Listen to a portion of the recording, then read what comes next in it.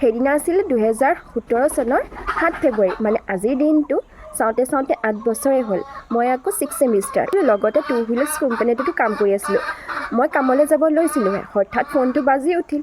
কেকাই phone কৰিলে যে বৌক কুশল কোঁৱৰ হস্পিটেলত ভৰ্তি কৰিছে। লগালগ মা আৰু মই গোলাঘাট পালোঁগৈ। আৰু তাৰপিছত কেবিনৰ দুৱাৰ খুলি নাৰ্ছ বাইদেউসকলে আমাক দেখাবৰ কাৰণে ধুনীয়া এজনী পঢ়ি আমাক ওচৰলৈ আনিলে। ইমানেই মৰম লগা, ইমানেই ধুনীয়া আমাৰ পৰীজনী। আমি নাম ৰাখিলোঁ চৈয়দা চুমাইয়া তবস্সুম। হয়, আজি আমাৰ চুমাইয়া অৰ্থাৎ ধুনু মইনাৰ শুভ জন্মদিন। চাওঁতে 8 বছৰেই হ'ল। ইমান চকুৰ পলকতে সময়বোৰ বাগৰিলে ধৰিবই নোৱাৰি। আমাৰ ধনুজনী ডাঙৰেই হ'ল। সেইদিনা জন্ম হৈছিলহে, ইমান পটাপট দিনবোৰ যায় ধৰিবই নোৱাৰি।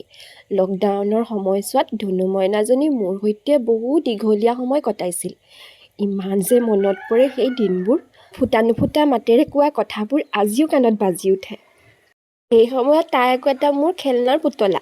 যেনেকৈ কৰিবলৈ কওঁ, যেনেকৈ যি কৰিব কওঁ তাই তেনেকেই কৰে। ইমান যে বেছি মৰম লগা। সেই দিনবোৰ কেতিয়াও ঘূৰাই নাপাওঁ। আল্লাই তাইক ভাল কৰক, ভাল মানুহ কৰক, সকলো মনৰ আশা সকলো ক্ষেত্ৰতে আগবাঢ়ি যাওক, মাক বাপেকৰ বাধ্য ছোৱালী হওক, তাৰে কামনাৰে আজি হেপ্পী বাৰ্থডে ধুনু।